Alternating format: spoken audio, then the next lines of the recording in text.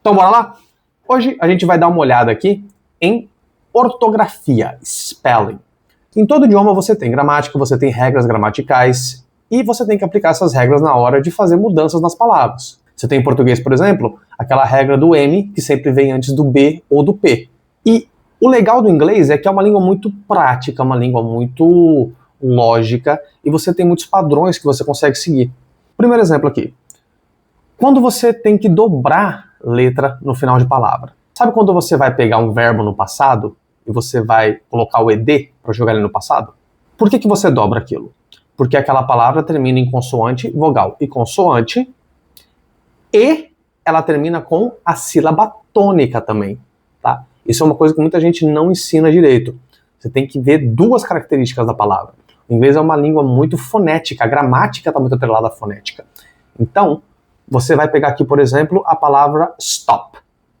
Se eu for jogar esse verbo no passado, stopped, eu vou acrescentar o ED, mas eu vou ter que dobrar o P.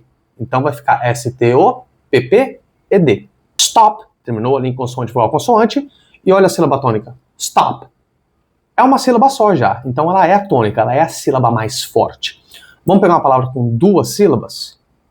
Prefer. Prefer tem duas sílabas. Qual que é a última? Fur. Termina em consoante, vogal, consoante? Sim. Termina com a sílaba tônica? Também. Ó, prefer. A tônica está ali na última.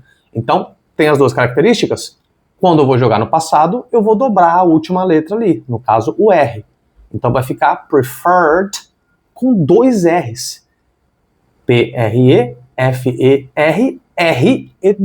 Preferred. Ok?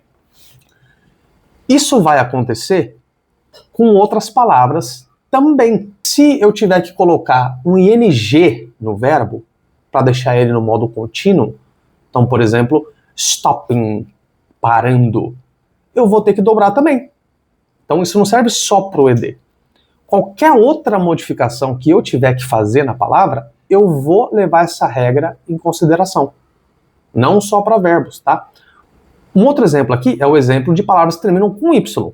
Então, vamos começar aqui com verbos, né? Você tem ali o study. Quando a palavra termina em Y e antes dela tem uma consoante, como é o caso do study, antes do Y tem o D. Então, tem uma consoante antes do Y. Eu vou trocar esse Y por um I antes de eu acrescentar mais alguma coisa. Então, ó, pega o study e joga ele para o passado.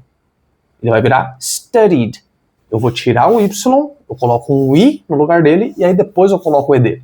Outro exemplo, saindo do mundo dos verbos aí, vamos pegar um substantivo. Baby. Baby, de bebê, neném, né? Também termina com Y, e antes dele tem uma consoante, o B. O plural de baby vai ser babies. Eu vou tirar o Y, coloco um I no lugar, e aí coloco a marcação do plural, né? O E e o S. Babies. B-A-B-I-E-S. E assim por diante. A única exceção para essa ideia do Y é quando eu trabalho justamente com os contínuos, né? Igual o exemplo que eu dei do stopping. Se eu for pegar ali studying, essa regra não vai se aplicar. Mas é a única exceção que tem. Então, studying, eu vou manter o Y e vou acrescentar o ING. Beleza? Outra coisa também. Quando a gente tem palavras que já terminam com E, eu não vou dobrar esse E na hora de acrescentar as coisas. Então, ó, no passado eu tenho que colocar ED, certo? Então, o próprio exemplo ali do stop, né? Stopped. Eu acrescentei o ED depois de dobrar o P. Né? Se eu pegar work, worked, work, com ED no final. Se eu tenho um verbo que já termina com E, eu não vou dobrar esse E. Eu vou só colocar a outra parte ali. Então, ó, like. Like termina com E. Eu vou só acrescentar o D. Liked. Beleza? Óbvio que isso não cabe para verbos irregulares, tá? Verbo irregular vai ter a modificação dele ali que você vai ter que memorizar, né? Provavelmente já viu aquelas listas de verbos irregulares, infelizmente tem que memorizar aquilo ali. Mas mesmo aquilo tem padrões, hein? Depois eu faço outro vídeo sobre isso. Uma coisa que muita gente confunde também é aquela terminação li que a gente tem nos advérbios. Pô, quando que eu vou colocar LY? Quando que eu vou dobrar o L ali, colocar dois L's? Isso vai depender da palavra. Você nunca vai acrescentar dois L's e Y. Você sempre vai colocar LY.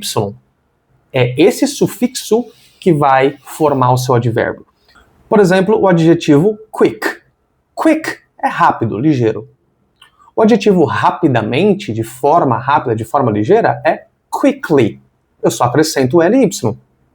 Mas se eu pegar um adjetivo que já termina com L, eu vou colocar o LY e aí eu vou ficar com dois L's. Então, ó, o adjetivo normal. Normal já termina com L. Não importa que termina com L, eu vou colocar o LY, vai dobrar, ok? Então, normally fica com dois L's por causa disso. Eu não tiro aquele L final do normal para colocar a terminação li. Vai juntar tudo ali. Curtiu? Então, deixa aí nos comentários qual outro tópico que você quer que eu aborde no próximo vídeo. E se você ainda não me segue, faça isso aí para não perder nenhuma dica de inglês. Deixa aquele like também que ajuda bastante, hein? This is Teacher Juan. I'm out.